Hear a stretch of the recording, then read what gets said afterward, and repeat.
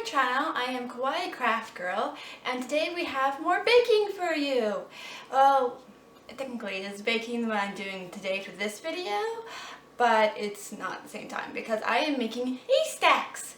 And as you know, Haystacks is also known as no-bake cookies because you don't bake them, you actually freeze them. So it's really good, one of my husband's favorites. Today I'll be baking them with stevia though because he is diabetic. I found this was one of those recipes I tried out with stevia and it worked pretty well. So this is a good option for anybody who wants to do any, not just diabetics, but just less sugar but still want those goodies that taste awesome. So that's what I'll be doing today. And let's get into it. Not wasting time.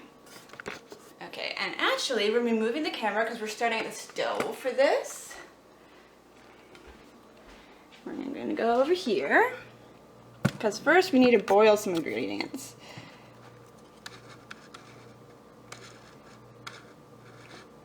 My focus is not working well. The first thing is I gotta turn this on to about a medium heat. It's where you want your element on. And what you're going to be combining is half a cup of butter.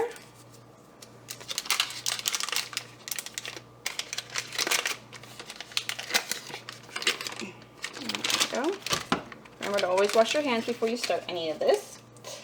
We're going to be adding half a cup of milk.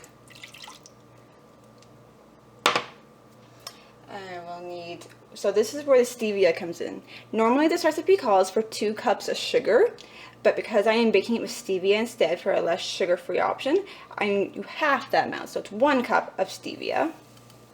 And remember when you buy stevia, you buy the type you use in the baking and not the stuff you use for like your creamers and stuff like that. There is a difference. So, and then half a cup of vanilla.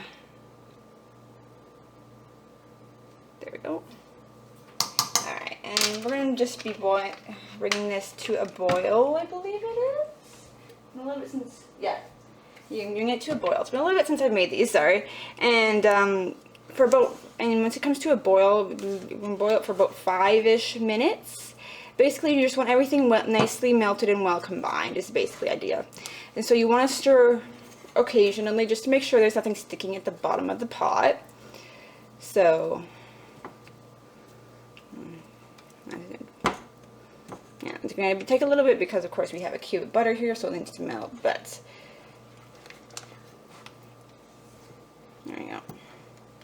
And while this is boiling, since it has to get to the proper temperature and everything before it even starts to boil, I'm going to move over to the next step.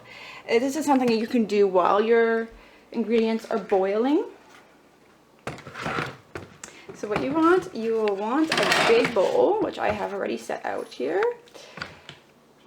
And what we're going to be combining in this big bowl, make sure you put it in a big bowl because afterwards, after your ingredients are boiled, you're adding it to the ingredients that are in here. So what you're going to be combining in here is your half a cup of coconut. Now you can buy just regular shredded coconut if you want. I buy the unsweetened version because it's less sugar in it. So it makes it even more better for you. 1/4 of a cup of cocoa. And you want 2 cups of oats.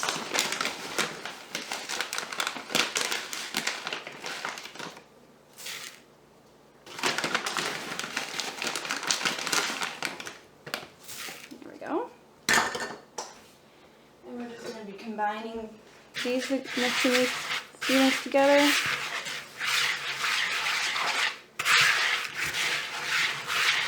You want to mix these pretty well together, these ingredients, basically, until, I like to mix until it looks like the cocoa has coated the oats entirely, and the coconut is mixed in well as well. That's the kind of way I distinguish how it's mixed together well.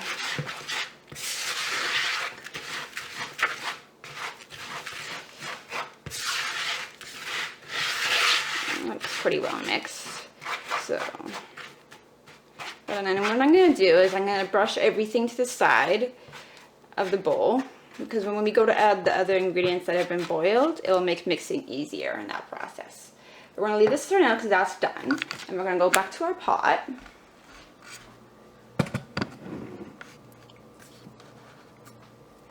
And it looks like we've melted quite a bit now.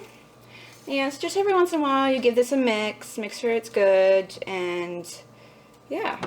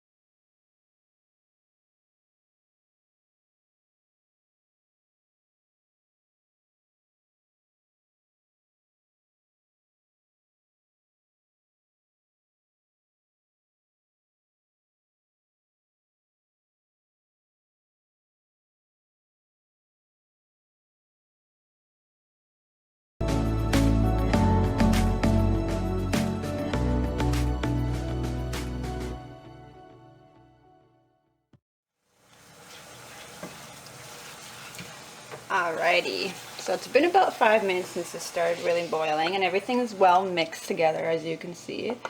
Oh, not really good lighting there, sorry. I have a light.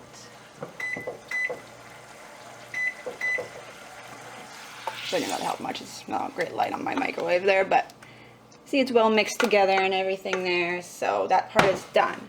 So now we are going to go over to our other mixture here.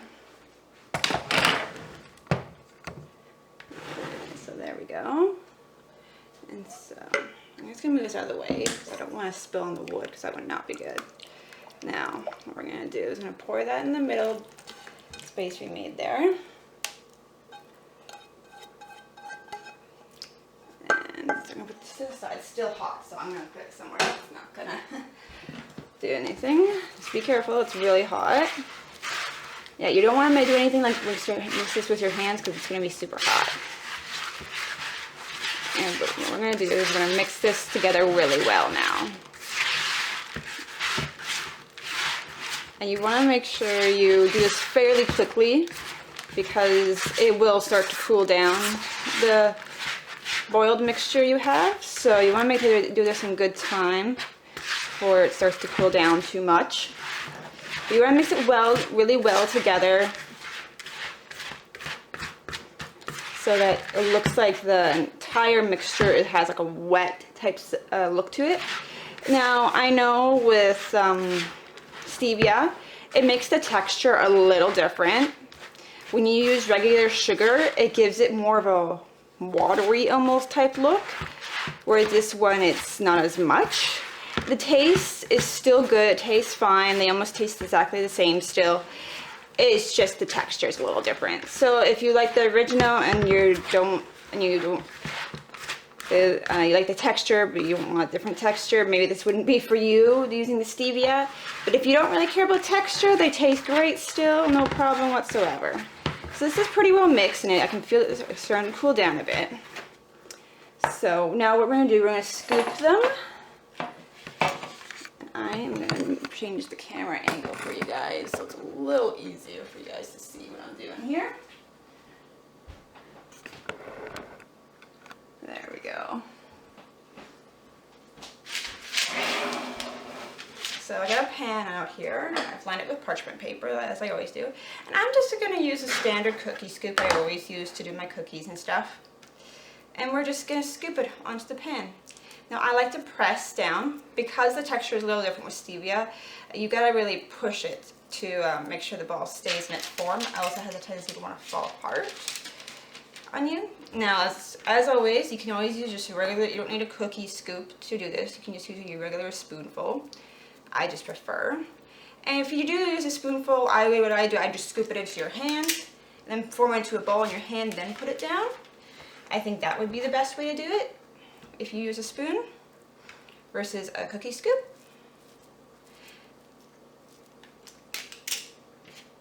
Now you can put these as close together as you want.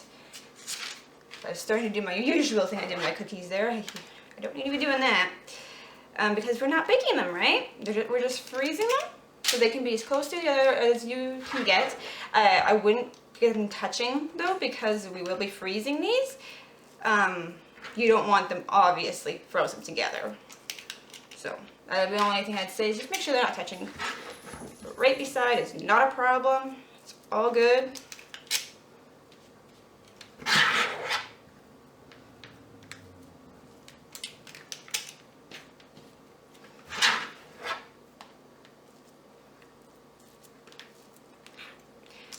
That's another thing with the texture thing. I find when you use just regular sugar versus stevia, they do want to stay in their shape, stay together a little better. You don't really need to push down like I do with this, with the stevia. But in that sense, it's a little easier to make, but it works this way too, honestly, and it doesn't really bother me too much having to do that extra step because it's not that big of a deal to me. But everyone's different and everyone's preferences has their own preferences is how they prefer to do things. So that is really up to you what you want to do. I will put the recipe in the description below. I will put both types, stevia and sugar variants on it. So you can use to your preference. If you want to use stevia. If you want to use sugar, use sugar. You don't have to worry about the taste being too different because this recipe was originally with sugar. I just converted it to use stevia instead. So if you want to make the original, it's exactly the same. It's just the sugar, amount of sugar you have in here versus the amount of stevia I have in here. That's the only difference, really. The cookie scoop is. I lost the bowl. When I get to the last little bit, I find I have to go like this with my fingers to pick it all up, so I got it all. As I said before, the texture is different with the stevia cookie versus the regular sugar cookie. But there we go. So I didn't fill the pan. I could have used a smaller pan. I could spread them out more, whatever.